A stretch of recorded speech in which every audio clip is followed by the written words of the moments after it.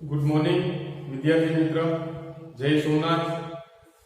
હવે આપણે આગળના લેક્ચરમાં એમાઇન સંયોજનોની બનાવટ આપણે પૂર્ણ કરી હતી. તો એની અંદર આપણે સહબનાવટ જોઈ હતી, બરાબર. એમાં જે નેક્સ્ટ લેક્ચરની અંદર આપણે બે બનાવટની વાત કરી હતી, જેની અંદર પ્રથમ બનાવટ હતી ગ્રેડિયલ થેલેમાઇટ સંશ્લેષણ અને બીજી હતી એ હોફમેન પ્રક્રિયા. તો ગ્રેડિયલ થેલેમાઇટ સંશ્લેષણની અંદર આપણે એવી વાત કરી હતી કે પ્રાથમિક આલ્કાઇલ એમાઇન બનાવી શકાય છે, પરંતુ પ્રાથમિક એરાઇલ એમાઇન બનાવી શકાતા નથી. મતલબ એલિફેટિક કમ્પાઉન્ડ બનાવી શકાય છે, પરંતુ એરોમેટિક કમ્પાઉન્ડ બનાવી શકાતા નથી. શા માટે નથી બનાવી શકાતા એની અંદર પણ આપણે નેક્સ્ટ લેક્ચર મતલબ આગળના લેક્ચરની અંદર ડિટેલમાં માહિતી આપણે જોઈ. ત્યારબાદ હોફમેન પ્રક્રિયા હતી. હોફમેન પ્રક્રિયા કોની હાજરીમાં થતી હતી? તો કે Br2 NaOH ની હાજરીમાં હોફમેન રિએક્શન થતી હતી. અને હોફમેન રિએક્શનમાં શું થતું હતું? તો કે હોફમેન રિએક્શનની અંદર જે રો મટીરીયલ આપણે જે લીધો છે એના કરતા એક કાર્બન ઓછા વાળી નિપજ આપણે પ્રાપ્ત થતી હતી. તો એ બંને મેથડ જોઈ. ઓલરેડી આપણે 100 બનાવટો જોઈ. જે બોર્ડ એક્ઝામની અંદર વારંવાર પૂછાયેલી છે. અને MCQ ના રૂપમાં કોમ્પિટિટિવ એક્ઝામની અંદર પણ ઘણા બધા સવાલો એમાંથી પૂછાયેલા છે.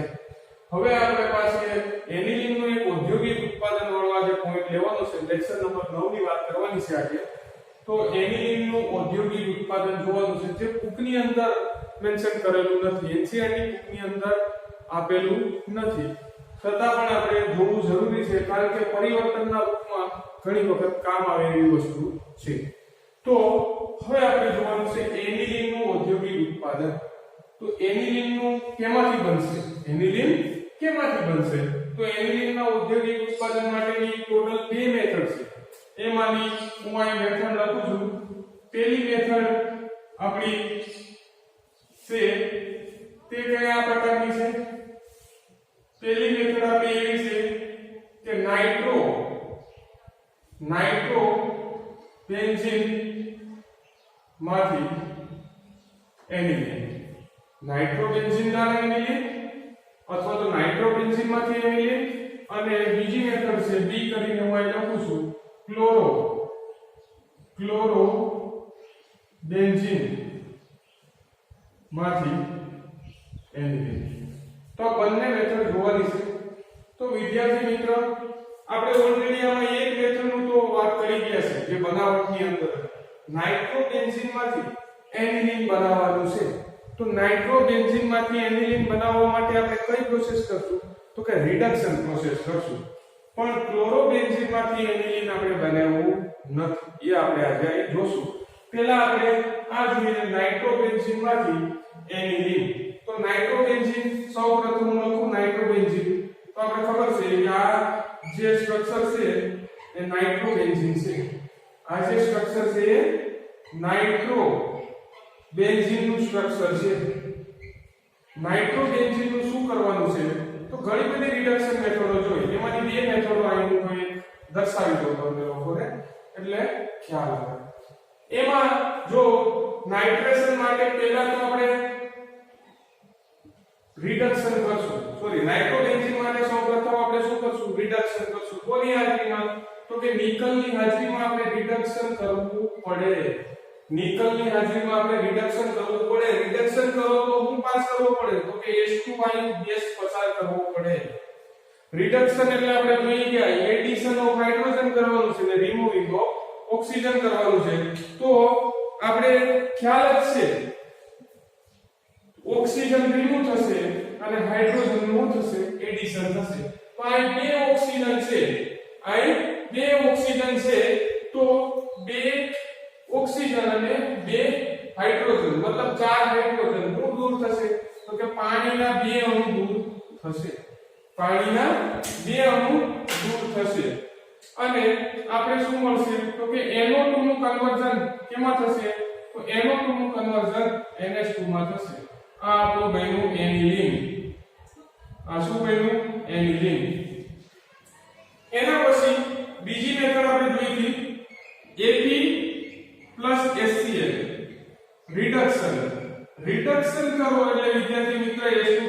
કરવો જ પડે.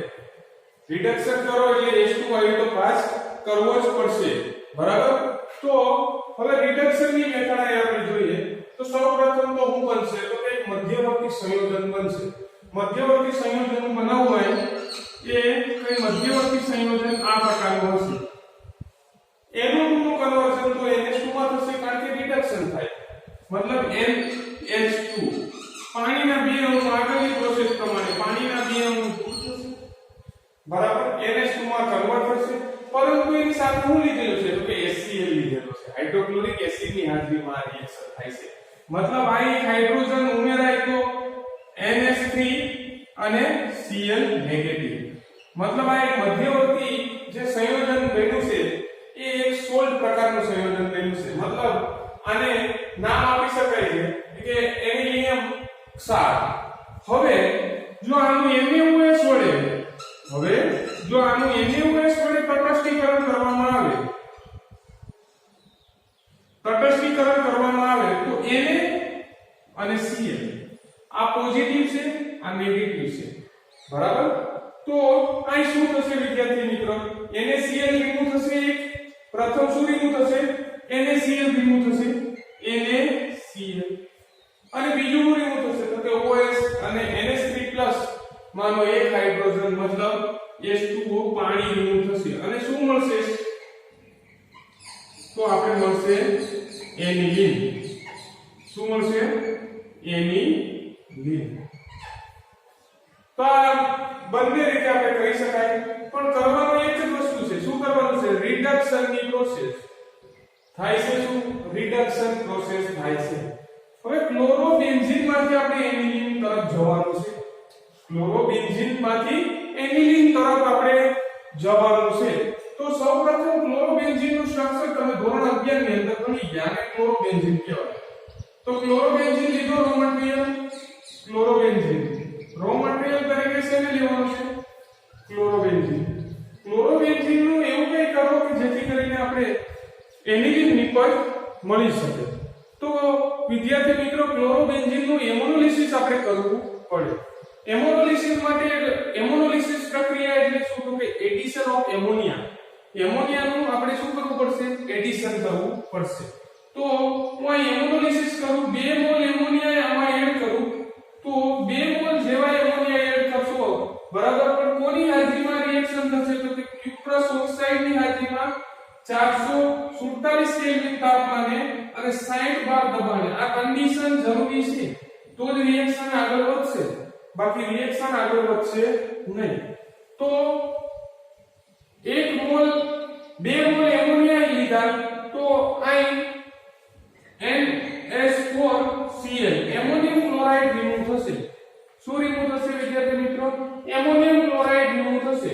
NH3 અને બીજા NH3 માંનો હાઇડ્રોજન મતલબ NH4 અને અહીંથી Cl એમોનિયમ ક્લોરાઇડ. બાકી શું રહેશે તો કે NH2.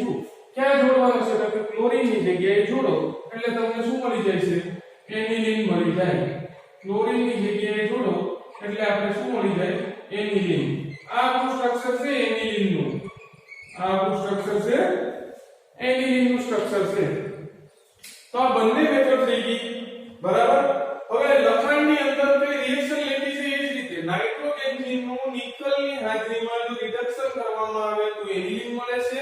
અને બીજો રસ્તો કે નાઇટ્રોબેન્ઝીન નું રિડક્શન જો Ap+HCl ની હાજરીમાં કરવામાં આવે તો એનિલિન મળે છે. એક મધ્યવર્તી નિપજ મળે છે. મધ્યવર્તી નિપજનું NaOH વડે તટસ્થીકરણ કરો તો આપણે શું મળશે એનિલિન મળશે. ત્યારબાદ ક્લોરોબેન્ઝીન માંથી એનિલિન મેળવવાનું છે. તો ક્લોરોબેન્ઝીન નું એમોનોલિસિસ કરવામાં આવે ક્યુપ્રસ ઓક્સાઇડ ની હાજરીમાં અને 447 કેલ્વિન તાપમાને અને 60 બાર દબાણે જો રિએક્શન કરવામાં આવે તો આપણે શું મળશે એનિલિન મળશે. આ તો એનિલિન ની બનાવટ થઈ. હવે એનિલિન ના ગુણધર્મો જોવાના છે. એનિલિન ના ગુણધર્મો જોવાના છે. તો ગુણધર્મની અંદર આપણે વાત કરશું કે એનિલિન નો કલર કેવો હશે, કયા અવસ્થામાં મળશે એનિલિન અને એની વાસ કેવી હશે. બરાબર? તો એનિલિન ના હું ભૌતિક ગુણધર્મો લખું. બરાબર? એનિલિન ના ગુણધર્મો. તો એનિલિન ખૂબ જ ખરાબ વાસ ધરાવતો પ્રવાહી છે. એનિલિન શુદ્ધ અવસ્થામાં હોય તો ખૂબ જ ખરાબ વાસ ધરાવતો, ખૂબ જ ખરાબ વાસ ધરાવતો પ્રવાહી છે. આ શુદ્ધ અવસ્થાની અંદર વાત કરીએ. જો એનિલિનને હવાની હાજરીમાં રાખવામાં આવે, એનિલિનને જો હવાની હાજરીમાં રાખવામાં આવે, હવાની હાજરીમાં રાખવામાં આવે તો એનું શું થશે? તો કે હવાની હાજરીમાં જેવું રાખો તો તેનું ઓક્સિડેશન થશે. અને ઓક્સિડેશન કોઈ પણ વસ્તુનું થાય તો તેનો રંગ ચેન્જ થાય. એનિલિન ખરાબ વાસ ધરાવતો રંગવિહીન પ્રવાહી હતો. શરૂઆતમાં કેવો હતો? રંગવિહીન પ્રવાહી હતો. રંગવિહીન પ્રવાહી હતો મતલબ કલરલેસ હતો. હવે જો એને હવાની હાજરીમાં ખુલ્લો રાખો તો એનું ઓક્સિડેશન થાય. ઓક્સિડેશન થાય અને તે ઘેરા લાલ રંગનો બને છે. ઘેરા લાલ રંગનો બને છે. એટલા માટે તો પ્રયોગશાળાની અંદર એનિલિનને બ્રાઉન કલરની બોટલમાં ભરવામાં આવે છે, જેથી કરીને હવા અથવા તો સૂર્યપ્રકાશની હાજરી ત્યાં પહોંચે નહીં. ઘણી બધી બોટલો પ્રયોગશાળાની અંદર વિદ્યાર્થી મિત્રો એવી છે કે તેને બ્રાઉન કલરની બોટલમાં ભરવામાં આવે છે અને ઘણા કેમિકલ એવા છે કે તેને વ્હાઇટ કલરની બોટલમાં ભરવામાં આવે છે અને ઘણા બધા કેમિકલ એવા છે કે તેને સોડિયમનો કોટિંગ ચડાવેલી બોટલની અંદર કેમિકલોને ભરવામાં આવે છે. એની પાછળના કઈ ને કઈ રીઝન છુપાયેલા હોય છે. તો ખરાબ વાસ ધરાવતો રંગવિહીન પ્રવાહી છે એનિલિન. એનિલિનને હવામાં ખુલ્લો રાખો તો એનું ઓક્સિડેશન થાય છે અને પોતે રંગ પરિવર્તન કરે છે, મતલબ રંગવિહીનમાંથી ઘેરા લાલ રંગનો બને છે. હવે એનિલિનના ઉપયોગો ક્યાં છે? તો ઉપયોગોની માહિતી પણ આપણે અહીં જોઈ લઈએ વિદ્યાર્થી મિત્રો. ઉપયોગો કઈ જગ્યાએ છે? શા માટે એનિલિનની જરૂર પડી? વ્યવહારમાં શા માટે એનિલિનની જરૂર પડી? તો વ્યવહારિક રીતે એનિલિનની જરૂર શા માટે પડી એની આપણે માહિતી જોઈ લઈએ. મતલબ ઉપયોગ ક્યાં ક્યાં છે? તો સૌપ્રથમ પહેલો ઉપયોગ તો છે રંગતની અંદર. પહેલો ઉપયોગ છે રંગત તરીકે. બીજો ઉપયોગ છે ઔષધ તરીકે. ઘણા બધી ઔષધો એવી છે, મતલબ દવાઓ એવી છે કે જેની અંદર એ જે રો મટીરીયલ તરીકે એનિલિનનો ઉપયોગ થાય છે. ત્રીજો ઉપયોગ છે દ્રાવક તરીકે. ચોથો ઉપયોગ છે વાર્નિશની અંદર. ઘણા બધા ઉપયોગો છે એનિલિનના. તો આ એનિલિનનું ઔદ્યોગિક ઉત્પાદન વિશેની થોડી માહિતી આપણે પૂરી કરી. હવે પછી આપણે જોવાના છે ભૌતિક અને રાસાયણિક ગુણધર્મો જોવાના છે. કોના? એમાઇનના આપણે ગુણધર્મો છે. તો એમાઇનના ભૌતિક ગુણધર્મો અને એમાઇનના રાસાયણિક ગુણધર્મો આપણે જોવાના છે. તો હવે પછી આપણે એમાઇનના ભૌતિક ગુણધર્મની વાત કરશું.